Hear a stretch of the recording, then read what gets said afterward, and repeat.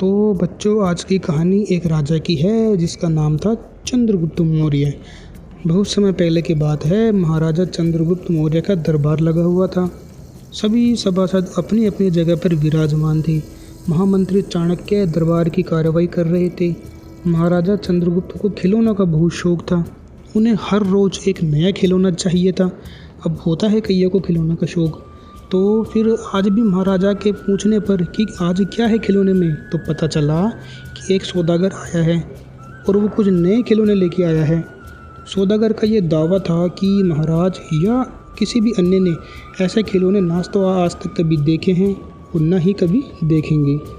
ये सुनकर महाराज ने सौदागर को बुलाने की आज्ञा दी। सौदागर आया और महाराज को प्रणाम किया। प्रणाम करने के बाद अपनी पिटारी में से 3 पुतले निकालकर महाराज को दिखाए और कहा कि अन्नदाता, ये 3 पुतले अपने आप में बहुत विशेष हैं। देखने में भले ही ये एक जैसे लग रहे हैं, लेकिन वास्तव में ये बहुत निराले हैं। पहले पुतले का जो मूल्य है वो है 1 लाख मोहरे, दूसरे पुतले का मूल्य है 1000 रुपये और तीसरे पुतले का मूल्य है मात्र 1 मोहर। तीनों पुतलों को सम्राट ने बड़े ध्यान से देखा। देखने में उनमें कोई भी अंतर नहीं लग रहा था। तीनों बिल्कुल एक जैसे ही लग रहे थे, लेकिन फिर मूल्य में इतना अंतर क्यों? इस प्रश्न ने चंद्रगुप्त को बहुत परेशान कर दिया। हार के उसने सभासदों को पुतले दिए और कहा कि इन सब में बताओ मुझे अंतर क्या है। सभासदों ने तीनों पुतलों को घुमा फिरा कर अच्छी तरह से देखा, मगर किसी को भी इस गुत्थी को सुलझाने का जवाब नहीं मिल पाया। चंद्रगुप्त ने जब देखा कि सभी चुप हैं तो उसने वही प्रश्न अपने गुरु और महामंत्री चाणक्य से पूछा। चाणक्य ने पुतलों को बहुत ध्यान से देखा और दरबार को 3 तिनके लाने की आज्ञा दी। तिनके आने पर चाणक्य ने पहले पुतले के कान में तिनका डाला। सबने देखा कि तिनका सीधा पेट में चला गया। थोड़ी देर बाद पुतले के होंठ हिले और फिर बंद हो गए।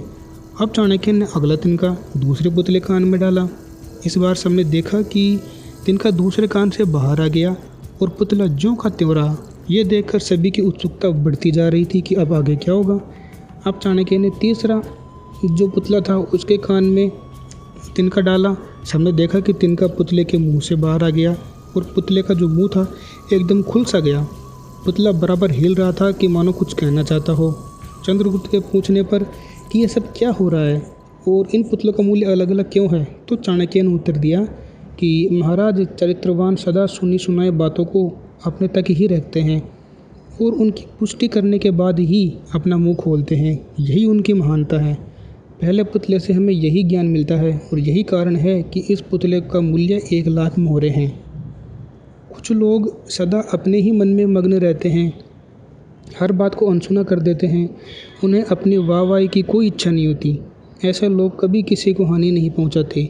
दूसरे पुतले से भी हमें यही ज्ञान मिलता है और यही कारण है कि उस पुतले का मूल्य 1000 मोहरे हैं। और कुछ लोग तो ऐसे होते हैं जो कान के बिल्कुल ही कच्चे होते हैं और पेट के हल्के होते हैं। कोई भी बात सुनी नहीं कि सारी दुनिया में शोर मचा दिया। इन्हें झूठ सच से कोई मतलब नहीं होता, बस मुंह खोलने से मतलब होता है।